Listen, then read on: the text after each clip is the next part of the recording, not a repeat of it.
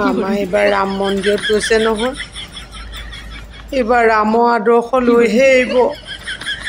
এইবাৰ কিন্তু একদম সিংহাসন এৰিব কিন্তু দেই ৰামে যিদৰে সিংহাসন এৰিছিলে তেনেকৈ সিংহাসন এৰিহে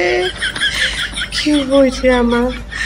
আমাৰ আঁচনিবোৰ কি হ'ব আমাৰ আঁচনি কোনে দিব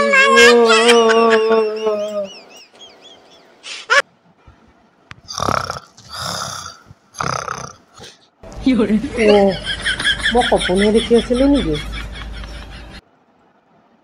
সঁচাকৈ সপোন দেখিছিলোঁ ৰাম মন্দিৰত